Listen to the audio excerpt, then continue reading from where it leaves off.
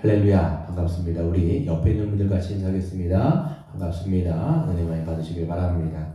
또 우리 가정 가운데서 드리는 사랑하는 우리 성도님들 가정 가운데도 주님의 은혜가 또 주님의 진리가 물 흐르듯 흐르기를 주의 이름으로 축원드립니다. 네, 오늘 말씀을 한번 보도록 하겠습니다. 우리 산상수훈 이제 마지막 7장입니다. 5장, 6장, 7장 기억하셔야 돼요. 이제 마지막 장인데요.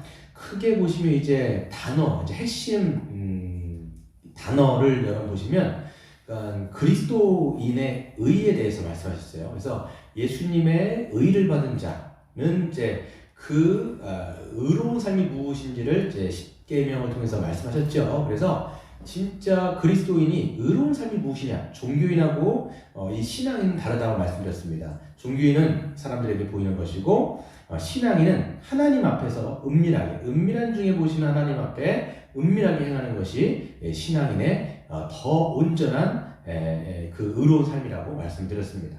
또 두 번째는 그리스도인의 야망에 관한 것이었습니다. 야망은 없는 사람이 없어요. 모든 사람은 그 야망, 꿈이죠. 어떻게 말하면 야망이란 말이 약간 좀 부정적인 말로 쓰이긴 하지만 이게 사실 그렇게 부정적인 단어는 아니에요. 그러니까 사람은 무엇을 꿈꾸며 살아가죠. 무엇을 위해서 살아간다는 얘기입니다.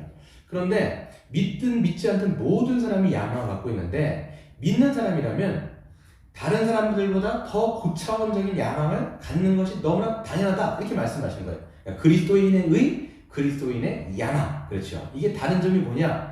이 보물에 대한 태도, 즉 하나님이 주신 어떤 재물에 대한 것들을 어떤 내 것으로 소유 삼아 사는 것이 아니라 청지기의 사명으로 살아간다라고 말씀드렸죠. 지난 시간에. 그렇기 때문에 보물을 하늘에 쌓는 것이 아니라 땅에 쌓아. 그러려면 눈이 좋아야 돼요. 눈을 하나님께로 고정한 사람들은 눈이 밝기 때문에. 왜? 하나님은 진리이시기 때문에 진리의 빛을 통해서 눈이 밝아지는 것이고 눈이 밝은 사람들은 청지기로서 하늘의 보물을 쌓는 거예요. 그렇기 때문에 염려하는 게 아니죠. 근데 만약에 보물을 땅에 쌓는, 그렇죠? 눈이 없기 때문이에요. 그렇다면 이제 염려가 생길 수밖에 없어요. 왜? 자꾸만 이제 그 보물에 대해서 그 안위를 생각하기 때문에 염려가 거기서 나죠. 무엇을 먹을까, 무엇을 마실까, 무엇을 입을까에 대해서 염려하면서 자신의 인생을 어찌 보면 허비하는 거예요. 그렇게 살아가는 건데 하나님 뭐라고 말씀하셨어요? 하늘 아버지가 이런 작은 미물, 공중에 나는 새도, 들에 핀 백합화도 잘 보살피시면서 그들을 먹이고 입히시는 거든 하물며 너일까 보냐? 믿음이 작은 자들아 라고 말씀하셔서 천부 하나님께서 모든 것들을 우리에게 다 책임지시기 때문에 우리는 그런 염려를 하는 자들이 아니라 오히려 먼저 그의 나라와 그의 의를 구하며 하나님께서 그것들을 더하실 것들을 우리가 기대하며 살아가는 것이 바로 그리스도인의 야망인 거예요. 그러니까 그리스도인들의 고차원적인 야망은 뭐냐면 세상 사람들처럼, 즉 이방인들처럼 똑같은 것을 구하며 살아가는 것이 아니라 우리가 구하는 것은 하나님의 나라인 거예요. 하나님의 의, 하나님의 거룩하심, 하나님의 그 뜻을 우리가 구하면서 먼저 그것을 구하며 살아가는 것이 바로 그리스도인의 야망이라는 것을 말씀드릴 수 있습니다. 그렇다면 세 번째는 그렇게 우리가 무엇을 위해서 살아가는지를 6장 후반부에서 말씀하셨더라면 세 번째는 그렇다면 다른 사람들과 관계를 어떻게 맺을 것이냐라고 얘기하는 거예요. 그게 7장 1절부터 12절까지겠죠. 의, 야망, 관계 이렇게 세 가지로 여러분들이 머릿속에 기억을 하시면 좋을 겁니다. 그렇죠. 그렇기 때문에 어떻게 여러분들이 그리스도인으로서 관계를 맺어야 될까? 여러분 제가 이제 생각해 볼 때 직장 생활도 마찬가지고 교회 생활도 마찬가지고 가정 생활도 마찬가지고 관계예요. 다 관계.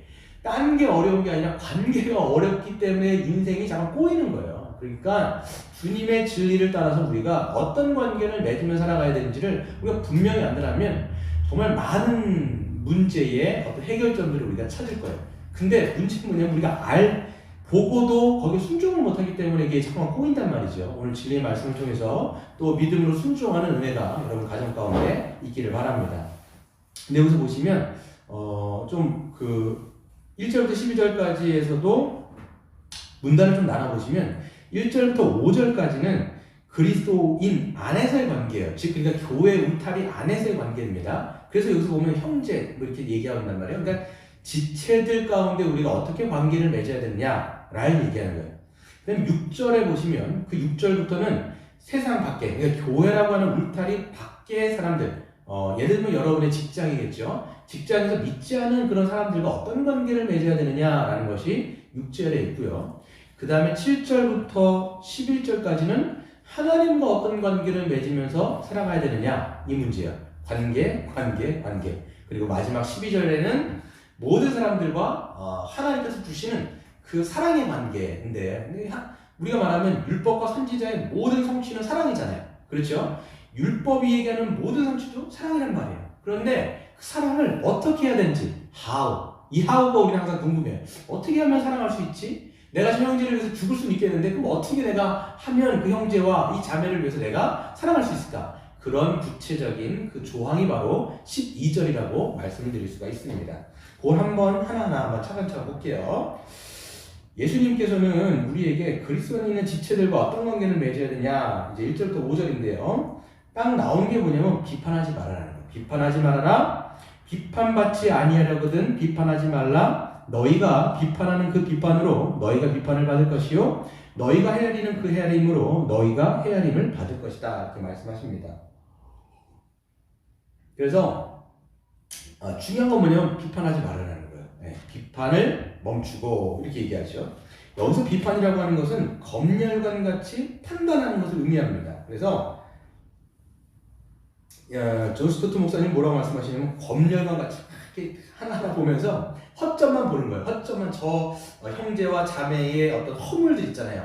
그러니까 여러분, 죄가 아니라 실수와 허물은 덮어줘야 되는 거잖아요, 우리가. 근데 그런 약점들만 보이는 거예요. 약점들을 그냥 검열관 같이 그냥 하나하나 찾아내려고 그냥 조사하고 있는 거죠. 그거에 쫙 보면서 하고 있는 겁니다. 그래서 다른 지체들의 허물과 실수와 같은 것들을 적극적으로 찾아내서 흠잡는 것들을 예사로 여기는 것들을 이야기합니다.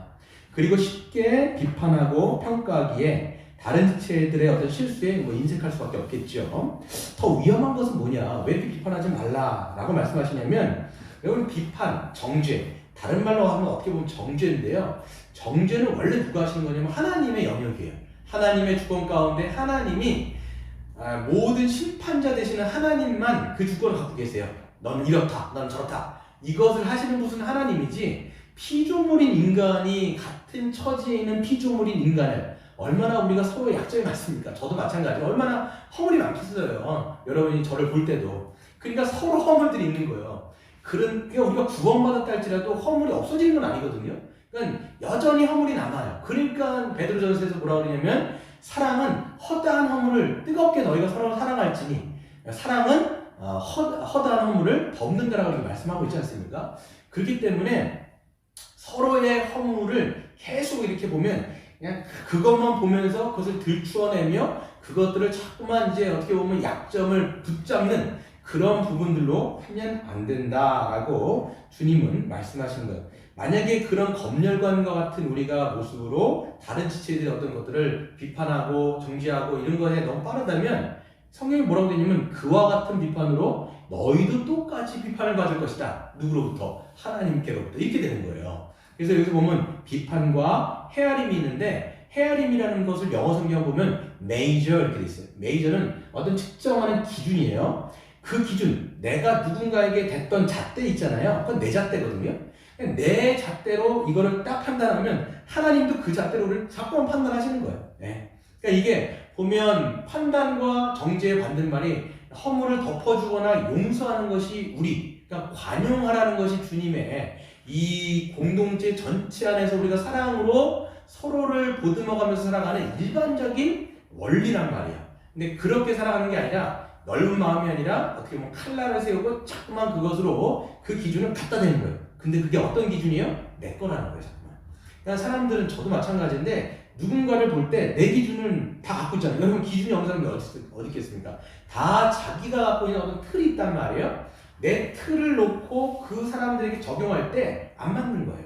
그러니까 내가 생각하는 그 틀에 자꾸만 그 사람을 맞추려고 하다 보면 뭔가가 어긋나고, 쟤 왜 저러지? 저 사람 왜 그럴까? 이러면서 자꾸만 비판하거나 정죄하거나 이렇게 하는 행태들은 오히려 이 공동체의 분열을 조종할 수 있다라고 성경이 이야기를 한 겁니다. 그렇다면 왜 자꾸만 우리가 남의 약점들에 이렇게 집중할까요? 보시면 성경은 그거에 대한 답이 딱 나와 있어요. 바로 뭐예요? 주님은 자신의 허물을 볼 수가 없기 때문이라고 말씀하시는 거예요. 3, 4절에요. 어찌하여 형제의 눈 속에 있는 티는 보고 너의 눈 속에 있는 들보는 깨닫지 못하느냐? 보라, 내 눈 속에 있는 들보가 있는데 어찌하여 형제에게 말하기를 나로 너의 눈 속에 있는 티를 빼게 하라 하겠느냐? 그런 거죠. 이게 굉장히 예수님이 어떻게 보면 굉장히 풍자하신 거예요. 굉장히 이건 블랙 코미디 같은 거거든요. 이거 보면 내 눈 속에는 들보가 있어요. 들보가 뭐냐면 영어로는 플랭크라고 해서 플랭크. 이게 뭐냐면 널판지예요. 널판지. 굉장히 두꺼운 나무 막대기가 내 눈 속에 딱 가리고 있는 거예요. 안 보이는 거죠. 이게 널판지가 가리고 있는데 어떻게 보이겠습니까?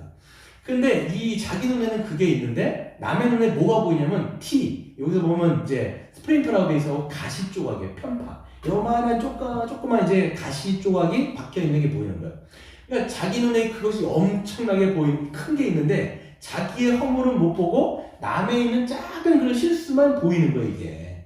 그러니까 예수님이 뭐라고 말씀하시냐면 그렇게 있는 자가 내가 너 거를 좀 빼줄게 이렇게 하면 이게 말이 되겠니? 라고 예수님은 풍자적으로 말씀을 하신단 말이죠.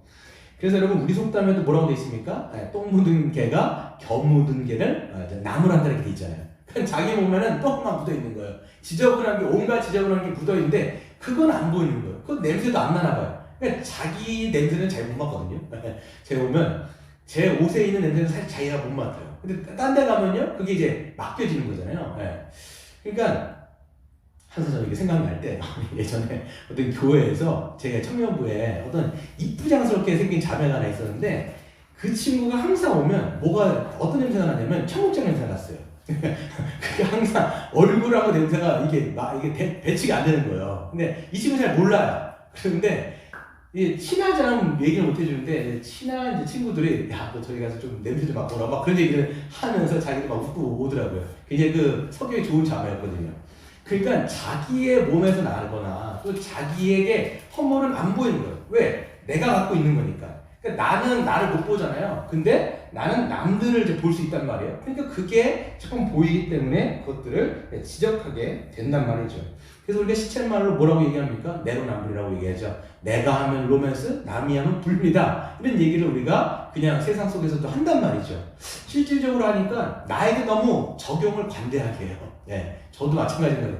저한테는 그러니까 제가 한 실수는 그렇게 작은 것 같아요. 사소해 보이죠. 남이 한 거는 굉장히 커 보이는 거예요. 그러니까 내가 하면 로맨스인데 네가 하면 그거는 불륜이 되어버리는 남에게는 굉장히 아주 그냥 그 높은 기준으로 잣대로 적용하게 되어지는 그게 아마 인간의 좀 죄인의 특징이 아닐까라는 생각이 듭니다. 그래서 여러분 보시면 왜 우리는 그런데 자신의 허물을 볼 줄 모를까 보면 성경에는 이렇게 되어 있습니다. 왜 그러냐면 그냥 죄인의 특징이다 이렇게 얘기하고 구약 성경에도 보시면 자기의 허물을 누가 능히 깨달아 알리오 그랬어요. 누가 능히 자기의 허물을 깨달아 알리오. 그러니까 제가 보면 저의 뒤통수를 제가 못 보잖아요. 근데 남은 저의 뒤통수를 다 보고 있잖아요. 그러니까 자기의 허물을 잘 모르는 거예요. 그러니까 여러분 그 소크라테스라고 하는 철학자도 계속 중요하게 얘기했던 게 뭐냐면 내 자신을 알아라. 소크라테스가 한 말은 아무도 잘 몰라도 이거는 대부분 많이 알고 있지 않습니까? 그 정도로 소크라테스가 이거에 강조를 했거든요. 왜 그런 말을 하냐면 사람들이 자기 자신에 대해서는 볼 줄을 모르기 때문에 자꾸 이런 얘기를 하는 거예요. 너의 자신을 알아라. 근데 이게 볼 줄을 모른단 말이죠. 그래서 이 조셉 루프트라고 하는 그 심리학자가 이런 얘기를 해요. 인간 내면에는 네 가지 창이 있다 이렇게 돼 있어요. 인간 우리 마음속에 어떤 네 가지 창이냐면 첫 번째는 공개된 자.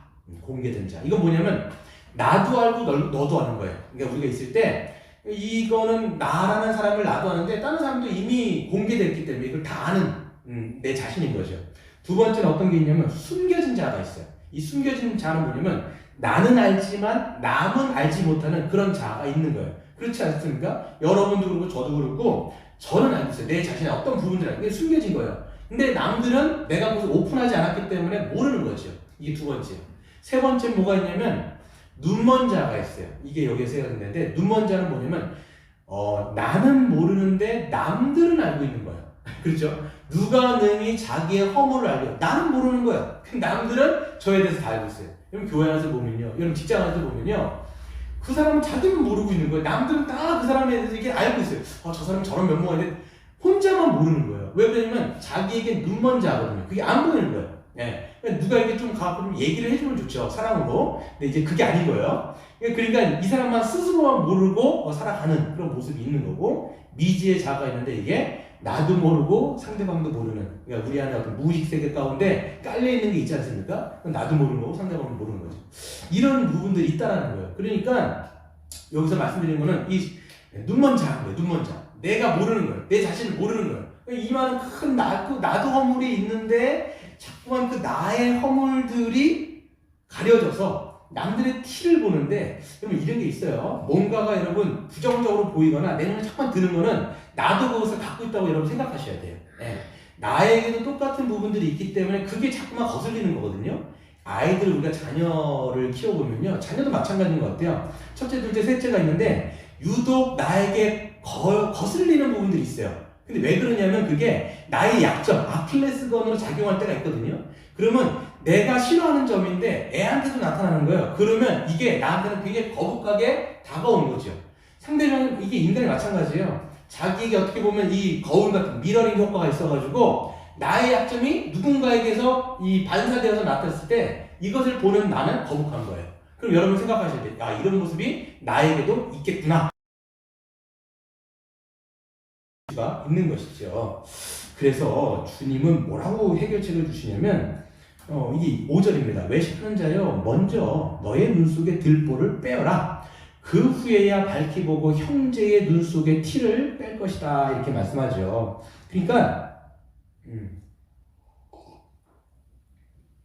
주님은 우리가 형제의 죄에 대해서 아무런 객관적인 생각과 말을 할 수 없다라고 얘기하신 게 아니에요.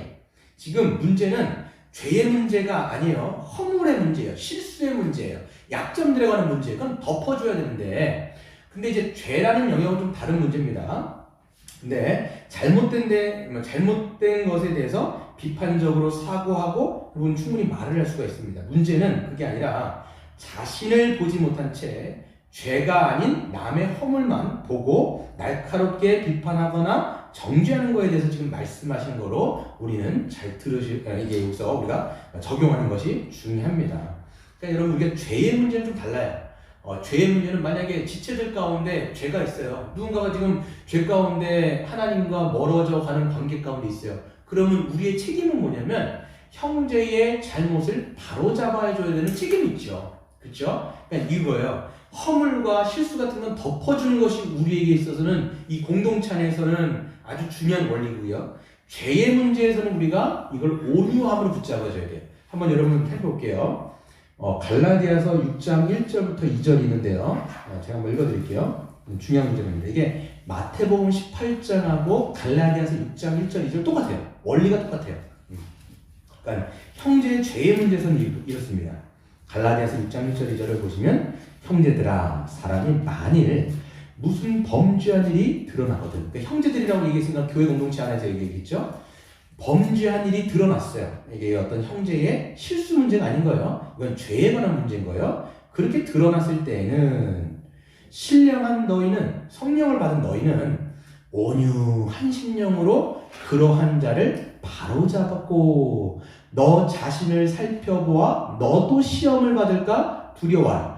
너희가 짐을 서로 져라. 그리하여 그리스도의 법을 성취하라 그랬어요. 그러니까 형제가 지금 막 범죄 가운데 있고 죄 가운데 있는 나 몰라라 하면 이거는 형제 사랑이 아니죠. 오히려 사랑한다 그러면 내가 그 형제를 위해서 그거에 대해서 온유하게 잡아주는 거예요. 이게 중요합니다. 그러니까 여러분, 우리가 뭔가를 했을 때 저는 이게 있어야 돼요. 그래서 여기서 보시면 너 자신을 살펴보아 너도 시험 받을까 두려워라. 이게 뭐냐면 너도 똑같은 죄에 있을 수 있으니까 너 자신을 먼저 하나님 앞에 겸손하게 나아가는 자세. 우리가 이것을 때문에 기도해야 돼요. 사실 어떤 것들이 정말 보였을 때 이걸 붙잡아 주려면 하나님 앞에 기도하면서 하나님, 나의 눈을 밝혀주세요. 나도 혹시라도 저런 죄 가운데 있는 것은 아닌지를 보게 하시고 내 눈이 밝아진 후에야, 즉 내 안에 있는 들보를 뺀 후에야 다른 사람의 티를 온유함으로 붙잡는 거예요. 이거는 하나님을 보고 있는 사람, 즉 하나님 앞에 자신을 성찰하면서 하나님 앞에 하나님의 마음이 있는 사람들만이 형제를 사랑함으로 온전하게 올바른 길로 가게 만들어주는 거죠.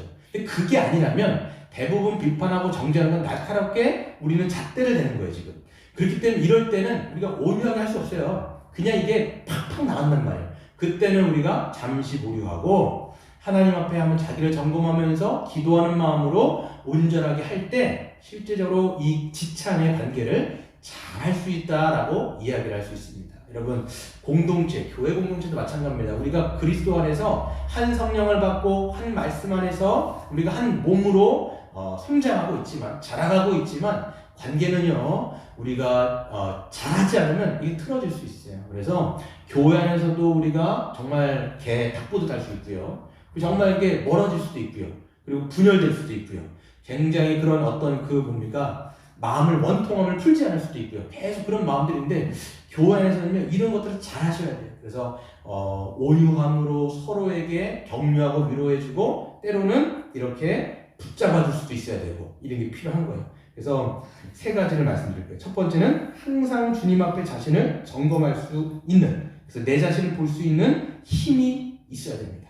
영적인 눈을 유지할 필요가 있어요. 두 번째, 다른 지체의 허물을 덮어주며 넉넉한 사랑으로 이렇게 덮어주는 것이 필요하고요. 세 번째는 죄를 범하고 있는 형제에 대해서는 온유함으로 붙들어줄 수 있는 용기가 필요하다. 이 세 가지가 있겠죠. 이것을 좀 잘 할 필요가 있겠습니다. 두 번째를 보시면 주님이 이제 교회 울타리 밖에 있는 그런 이제 믿지 않는 사람들에 대해서 어떤 관계를 해야 되느냐 말씀하시는데, 이제 6절은 사실 예외 조항이에요. 일반적인 조항을 말씀하신 게 아니라 예외적인 조항을 말씀하십니다.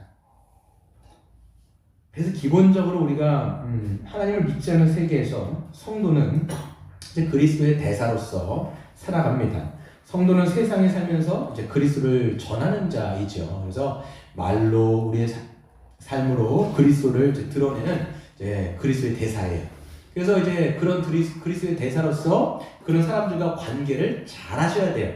일반적인 원리는 어떤 것이냐라고 보시면, 우리는 이제 교회 안에서 사랑으로 서로 격려하는 것처럼 세상에서도 그런 사랑과 그런 진실함과 그런 진리 안에서 행하는 것이 중요합니다. 바로 이제 예수님의 성품으로 감당해야 되겠죠. 그러니까 교회는 믿는 사람들끼리 있기 때문에 어찌 보면 더 수월합니다.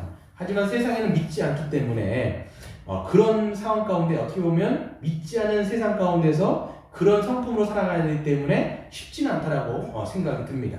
그럼에도 불구하고 우리는 늘 그리스도의 성품으로 진실함과 선함 가운데 우리가 행하라 라고 말씀하시는데, 이거를 성경에서는 딱 한마디로 어떻게 보면 정의할 때는 이렇게 말씀하세요. 모든 것을 주님께 행하듯 하라, 이렇게 돼 있어요. 모든 것을 행할 때 주께 하듯 하라. 이게 우리가 어떻게 보면 여러분 회사 생활할 때 여러분이 갑에 위치해 있든지 을에 위치해 있든지 상관없이 그냥 딱 중요한 원리는 주님께 행하듯, 그러니까 사람들 눈앞에 눈가림으로 아웅하는 식으로 하지 말고 주님이 계시다라고 생각하고 그렇게 행동하라라는 것이 복음에 합당한 삶이라고 에베소서는 말씀하고 있어요. 제가 한번 읽어드릴게요. 에베소서 6장 5절부터 9절에 보시면 종들아, 이렇게 종들아. 그 당시 종은 지금의 을의 위치에 있는 사람들이죠. 두려워하고 떨며 성실한 마음으로 육체의 상전에게, 즉 갑에 있는 위치에 있는 사람들에게 순종하기를 그리스도께 하듯 하라. 눈가림만 하여 사람을 기쁘게 하는 자처럼 하지 말고 그리스도의 종들처럼 마음으로 하나님의 뜻을 행하고 기쁜 마음으로 섬기기를 주께 하듯 하고 사람들에게 하듯 하지 말아라 그랬어요. 그러니까 사람이 있든지 없든지 진실함과 정직함과 그렇게 여러분 사물을 보시거나 온갖 일들을 행할 때 주님이 나에게 그 자리를 불러주셔서 나에게 이것을 맡겨주셨다고 생각할 때는 여러분이 청지기의 마음으로 그렇게 행하는 것이 당연하다, 이렇게 얘기하는 거예요. 그러니까 이거를 우리가 원리를 모르면 상사가 볼 때는 막 열심히 하는 것처럼 하고 상사가 없을 때는 그냥 또 게으름 피고 하면 안 된다라고 말씀을 하고 있는 거예요. 또 마찬가지로 상전들아 그랬어요. 상전들아. 어떻게 보면 지금의 갑에 있는 위치에 있는 사람들이죠. 너희도 그들에게 이와 같이 하고 위협을 그쳐라. 위협을 그치라는 게 뭐냐면 내가 어떻게 보면 목줄을 딱 틀어주고 있기 때문에 막 함부로 대하는 거야, 사람들을. 요즘에 그래서 갑질 같은 게 많잖아요. 근데 그리스도인들이 어떤 그런 상사의 위치에 있을 때는 막 그냥 함부로 하는 게 아니라 관용함으로, 온유함으로, 사랑함으로, 인내하면서 그 사람들이 그렇게 대하는 것이다 라고 말씀합니다. 이는 그들과 너희의 상전이 하늘에 계시고 그에게는 사람을 외모로 취하는 일이 없는 줄을 너희가 아님이라 그랬어요. 그렇기 때문에 우리가 아무리 갑에 있는 위치에 있다 할지라도 우리 위에 또 상전이 계시잖아요. 그게 누구예요? 하나님이시지 않습니까? 그러니까 아나무인, 내 위에는 아무도 없는 것처럼 그냥 막 종부리듯 하고 막 아무거나 막 시키고 내가 윗사람이라고 해가지고 정말 사소한 심부름까지 막 시켜가면서 야 이거 사와, 이거 사오고 저거 사와 막 그렇게 행하는 게 아니라 네 위에 상전이 있다. 그거 알고 너도 겸손하게 그렇게 해야 될 것 하면서 그렇게 사람과 관계를 맺어라 라고 말씀하시는 거예요. 그렇게 할 때 그리스도인들이 그렇게 삶으로, 저는요 지금은 말로 전하는 복음보다 삶으로 살아내는 복음이 훨씬 지금은 더 중요하다고 생각합니다. 왜냐하면 세상 사람들이 복음에 대해서 들으려고 하지 않잖아요. 왜 그러냐면 이제는 말을 너무 많이 했어요. 우리는 삶에다가 밑줄 그어야 되는 그런 시대입니다. 그러니까 성경의 밑줄을 긋는 게 아니라 삶의 밑줄을 그어야 돼요. 그렇기 때문에 복음의 탁월성을 우리가 드러내면서 그렇게 살아갈 때 세상 사람들은 우리에게 묻는다라는 거예요. 너희 안에 그런 어떤 소망이 있길래 당신들은 그렇게 저런 사람들과 다른 삶을 살아갑니까? 라고 물을 때 그때 너희 안에 있는 소망을 온유함으로 그들에게 알려줘라. 즉 복음을 전하라. 이렇게 얘기하는 거예요. 그러니까 우리가 세상 사람들에게 관계를 맺을 때는 복음의 진리에 합당한 삶으로, 행동으로, 그리고 말로 이렇게 우리가 전할 수 있는 것이 기본적으로 우리가 세상, 여러분의 사회에서 행하는 모습이라는 거예요. 근데 여기서는 예외 조항이에요. 6절은 예외 조항이에요. 어떤 예외 조항이냐면, 보세요. 읽어볼게요. 거룩한 것을 계획해 주지 말며 너희 진주를 돼지 앞에 던지지 말라. 그들이 그것을 발로 밟고 돌이켜 너희를 찢어 상하게 할까 염려라 그랬어요. 지금은 일반적인 상황이 아닌 거예요. 일반적으로. 여기서는 누구냐면 이 사람들은 개돼지로 표현되어 있단 말이에요. 이게 뭐냐면 그러니까 짐승의 야수성을 가진, 개는 유대인들에게 있어서 이방인들이 개였고요. 돼지라고 하는 동물은 유대인들에게 있어서는 부정한 짐승이었단 말이에요. 그러니까 복음에 있어서, 즉 하나님에 대해서 아주 적대적인 태도를 취하는 사람들, 복음을 그냥 이게 아니라 아주 정말 막 노골적으로 싫어하는 거예요. 그런 사람들에게는 거룩한 것 혹은 진주를 그들에게 전해줄 필요가 사실 없어요. 예. 그런 사람들에게 오히려 줬다가는 발로 짓이게 일그러뜨려 버리는 거예요. 소중함도 모르고 오히려 그 복음의 영광을 아주 모독하고 신성 모독적인 발언을 하면서 그냥 노골적으로 복음에 대해서, 교회에 대해서 막 욕을 하잖아요. 그런 사람들에게는 오히려 그렇게 복음을 전해줄 필요가 없다는 거예요, 여러분. 예. 그렇기 때문에 우리가 이럴 때 어떤 관계인지를 여러분들이 생각하셔야죠. 그래서 예수님도 뭐라고 말씀하셨냐면 제자들에게 너희가 어떤 동네를 들어가서 복음을 전할 때 너희를 영접하지 않고 너희의 말을 듣지도 아니하거든 그 집이나 성에서 나와서 너희의 발의 먼지를 떨어버려. 이게 무슨 뜻이냐면 발의 먼지를 떨어버린다고 하는 것은 뭐냐면 저주를 어떻게 보면 선포하는 거예요. 알았어. 나의 책임은 다 했으니까 그 다음에 믿지 않은 것은 당신의 책임입니다 라는 것들을 예수님께서 말씀하셨고요. 그 원칙을 그대로 고수했던 사람이 누구냐면 사도 바울이었어요. 사도 바울이 여러분 먼저는 유대인들에게 굉장히 복음을 전했습니다. 근데 바울을 끝까지 힘들게 만들었던 사람들이 누구냐면 그의 동족인 유대인이었어요. 그렇게 유대인들이 집요하게 쫓아다니면서 사도 바울을 그냥 애를 먹이고 그를 피해를 입혔던 사람이 유대인들이었거든요. 그때마다 사도 바울은 어떻게 되냐? 그 성을 떠납니다. 예수님이 말씀하신 그대로 발의 먼지를 떨어버리고 내가 너희들에게 전했지만 믿지 않았다. 그렇기 때문에 나는 이제부터는 이방에 내가 사도로서 이방으로 내가 방향을 전환하겠다 라고 얘기하면서 전도 여행을 이고니온이라고 하는 땅으로 넘어가게 됩니다.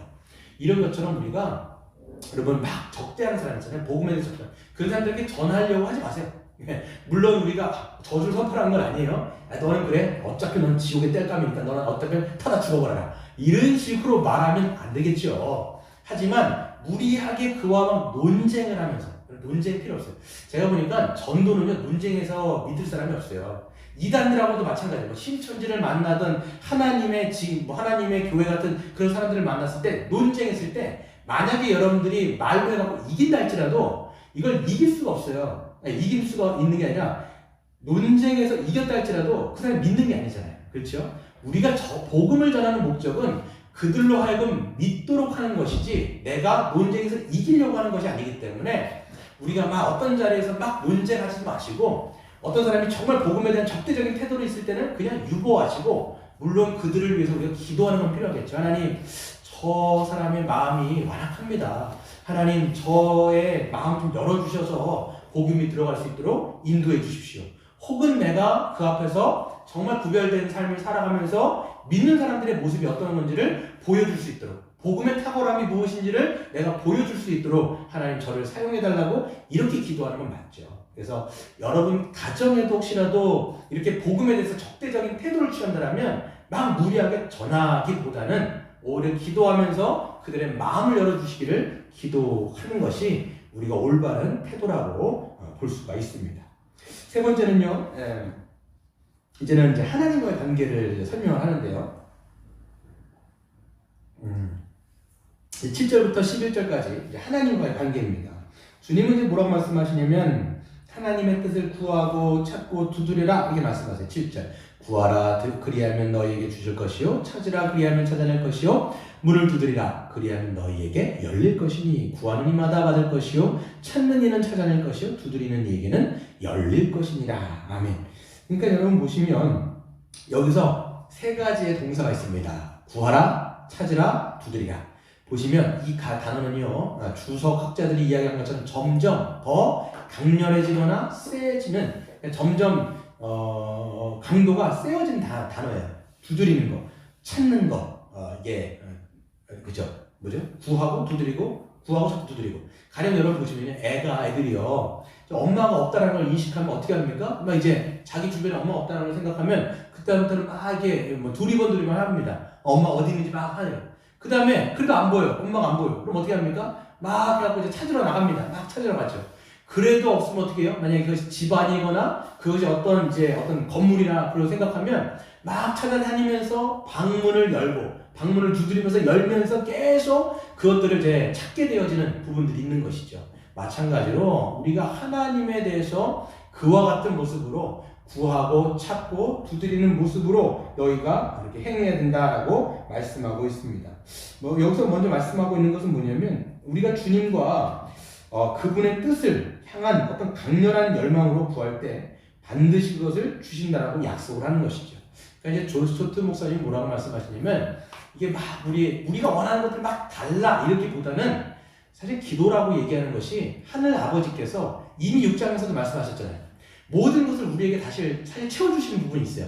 그렇기 때문에 자녀인 너희들은 이방인들이 구하는 것들을 구하는 것이 아니라 먼저 그의 나라와 그의 의를 구하라. 그리하면 다른 모든 것들을 더하여 주실 것이다 라고 말씀하여 주셨기 때문에 여기서 말씀하는 건 뭐냐면 하나님의 뜻대로 하나님의 나라를 위하여 우리가 구하고 찾고 두드리는 부분들이 분명히 있어야 된다라고 말씀하고 있는 것이죠. 그래서 그런데 우리가 이제 좀 생각해 볼 게 있는데 그런데 이제 아버지라면 그냥 주시면 되는 건 아닌가? 뭐더러 이렇게 막 구하고 자꾸 두드려야 꼭 하나님 주시는 거야? 아버지라면 그냥 막 주시면 되는 건 아니야? 뭐로 기도하라고 얘기하지? 라고 얘기할 때 그냥 우리가 준비도 안 돼 있고 그러니까 우리가 구하지도 않는데 또 준비도 안 돼 있는데 그것들 하나님께서 그냥 우리에게 쏟아부어 주시는 분이 아니라 하나님은 오히려 우리가 준비되어지고 또 우리가 그것들을 인식하고 그 필요를 인식할 때 하나님께서는 분명히 그것들을 더하여 주시는 분이에요. 하나님의 뜻대로 구하는 것을.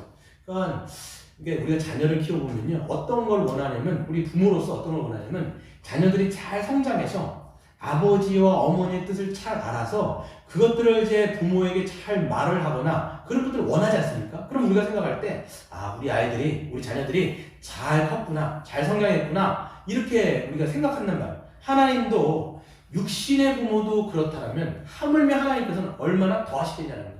우리가 준비가 되든 안 되든 막 그냥 주면요. 인간이라고 하는 존재가 그거에 대해서 감사함도 모르고 고마움도 모르는 거예요. 그렇기 때문에 하나님의 원하시는 게 무엇인지를 분명히 알고 그것들을 우리가 구할 때 하나님은 분명히 그것들을 주시겠다라고 약속하시는 거지.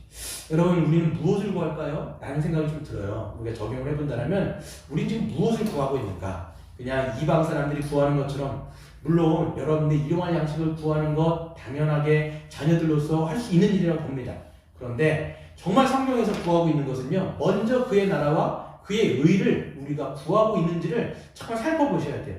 여러분이 기도의 내용을 보시면 우리의 어떤 성장을 알 수가 있어요. 그러니까 이제 기도를 이제 들으려고 하는 건 아니지만, 예전에 막 같이 이제 기도를 하다 보면 어떤 이제 한 목사님이 기도원에 가갖고 했던 얘기가 생각이 나는데, 자기가 뭐 들으려고 했던 게 아니래요. 근데 이제 어떤 기도원에서 자기도 이제 마음이 칼칼해갖고 기도원에 가져갖고 기도를 하는데, 옆에서 막 기도하는 게 막 통성기도로 하니까 막 들리는 거예요. 근데 기도의 내용을 보니까 너무 이방인들이 구하는 것만 너무 구하고 있는 거예요. 뭐 사회 번창, 뭐 자녀의 어떤 뭐 이런 것만 내내 구하고 있는 모습을 보면서 그냥 마음이 좀 안타까웠다라고 하는 그런 말씀을 하시는 것을 제가 들은 적이 있어요. 그러니까 우리는 뭘 구하느냐? 하나님의 뜻을 알려고 노력하는가? 하나님의 나라를 위해서 우리가 구하려고 노력하는가? 제 개인적으로는 어떨까요? 여러분, 우리가 스스로 먼저 구해야 될 건 뭐냐면 하나님의 의와 하나님의 나라라고 하는 것은 거룩함이거든요.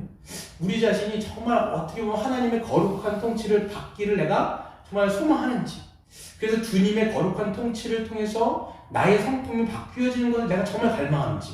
여러분 어떻습니까? 죄에 대해서, 여러분 약점들 있잖아요. 죄에 대해서 자꾸만 그것들을 멀리하려고 하고 하나님의 거룩을 더 쫓아가면서 더 그것을 소망하면서 나의 어떤 부분들이 더 하나님의 뜻을 닮아가려고 하는 것이 여러분 열망입니까? 아니면 그런 게 전혀 없으세요, 여러분? 내가 닮든지 말든지 그냥 나는 나대로 사는 것이고 하나님 그냥 그런 건 필요 없고요. 저는 그냥 이런 거 하나 주세요. 이렇게 기도하느라 뭔가 여러분 바뀌었다라는 거예요. 우리는 그리스도의 통치를 통해서 내가 더욱더 하나님이 원하시는 이 성경의 어떤 모습처럼 내가 닮아가고 있는지. 또 가정도 마찬가지예요. 가정도 부부간의 관계가 원활하지 않다면 내가 남편이 아내에게, 아내는 남편에게 서로가 정말 존중하고 사랑하는 관계로 내가 빚어져 갈 수 있는지를 하나님 앞에 그것을 놓고 우리가 기도하고 있는지, 또 자녀들이 정말 하나님의 세계관을 가지고 그런 신앙적인 세계관을 가지고 그들이 잘 세워지는 것들을 위해서 내가 기도하고 있는지, 교회가 한 가족이라고 이야기하는데 더 사랑하는 공동체, 더 섬기는 공동체, 예배하고 양육하고 선교하며 하나님의 사명을 더 온전하게 감당하는 공동체로 우리 교회가 세워지기를 우리가 더 그것을 놓고 기도하고 있는지, 또 우리가 직장 안에서 우리가 맡겨지는 것 가운데 정말 우리가 거기가 하나님이 나를 부르셨다라고 하는 그 소명의식 가운데, 그래서 내가 사람들을 관계할 때 내가 그리스도의 대사로서 내가 말하는 것, 내가 행동하는 하나하나가 정말 선한 영향력들을 끼칠 수 있도록 하나님 나를 거기에서 사용해달라고 내가 기도하고 있는지, 이런 것들이 다 그리스도의 의와 나라를 위해서 기도하는 거예요. 그러니까 이런 것들을 우리가 정말 하나님 앞에 우리가 간구한다면 하나님은 반드시 가장 좋은 것으로 우리에게 주시겠다라고 말씀하시는 거예요. 보세요. 그래서 뭐라고 돼 있어요? 하나님은 가장 좋은 것을 주신다. 9절. 너희 중에 누가 아들이 떡을 달라고 하는데 돌을 주며 생선을 달라고 하는데 뱀을 줄 사람이 어디 있느냐? 너희 약한 자라도 좋은 것으로 자식에게 줄 줄 알거든. 하물며 하늘에 계신 너희의 아버지께서 구하는 자에게 좋은 것으로 주시지 아니하겠느냐? 아멘. 그렇잖아요. 아무리 악한 사람도요. 그러니까 부모 중에서 악한 사람 있을 거 아니에요. 그러니까 인간은 다 아무리 악한 부모라 할지라도 아들이 떡을 달라고 하는데 뭘 줘요? 돌. 이 돌은 뭐냐면 떡하고 비슷하게 생겼는데 떡은 먹을 수 있는 건데 돌은 먹을 수가 없는 거예요. 그렇죠? 근데 또 누가 뭘 달라고 얘기해요? 생선을 달라고 하는데 뱀을, 이제 생선하고 뱀이 비슷하게 생겼잖아요. 근데 뱀은 이게 뭐냐면 백해 무익한 것뿐만 아니라 해롭게 하는 거잖아요. 누가 해롭게 하게, 아들이 달라고 하는데 해롭게 하거나 아무런 맛도 없는 무익한 것을 누가 주겠냐? 인간 부모도 그렇게 안 주는데 하물며 하늘에 계신 하나님께서는 얼마나 좋은 것으로 우리에게 필요한 것이 무엇인지를 더 우리보다 잘 아시는 하나님께서 꼭 필요한 것으로 우리에게 딱 채워주신다라고 하나님께서 말씀하시는 이게 약속이거든요.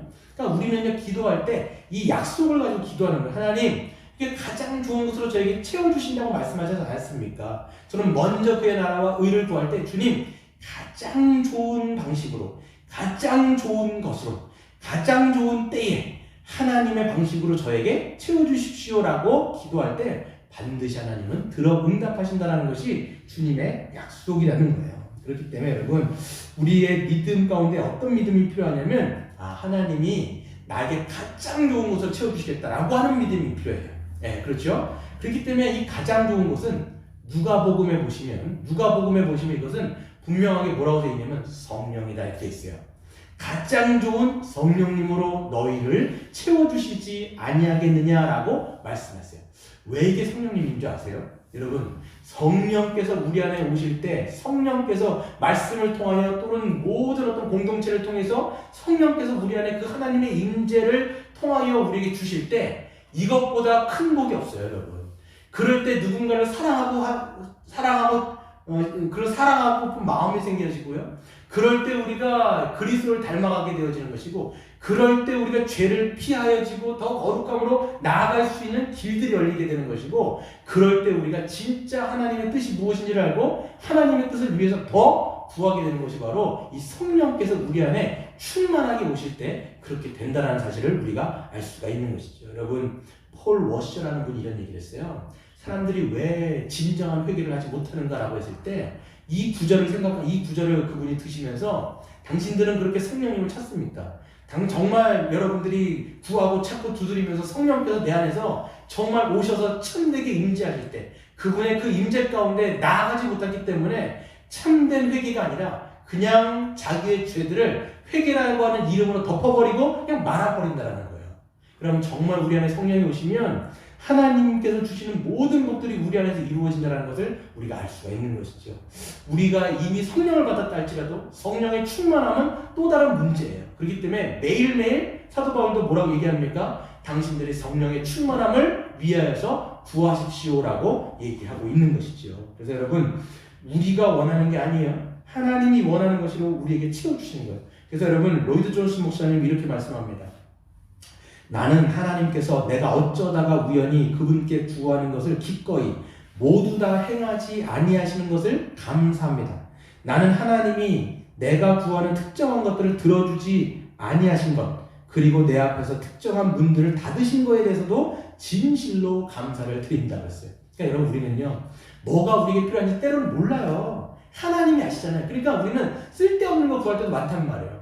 그러니까 우리 욕심인데, 야고보서에서 이야기할 때 너희가 기도해도 들어주지 않는 것은 그건 정욕 때문에 너희가 정욕으로 그것을 쓰려고 구한 것 아니냐 이렇게 얘기한단 말이죠. 그러니까 때로는 하나님이 문을 닫으세요. 어떤 안 들어주세요. 오히려 우리가 구한 것들을 다 안 들어주시는 것이 우리에게 복일 수가 있어요. 왜? 우리가 필요 없는 것들은 때로는 문들을 닫으시고 진짜 하나님이 보시기에 우리에게 필요한 것, 때로는 것이 심지어는 고난이라도 하나님이 우리의 성장에, 영적인 성장이 필요하다면 그런 것들도 열어서 허락하신다는 것을 기억하시고, 모든 것이 하나님이 나의 어떤 영적인 성장을 위해서 하나님은 모든 것을 다 쓰시는구나.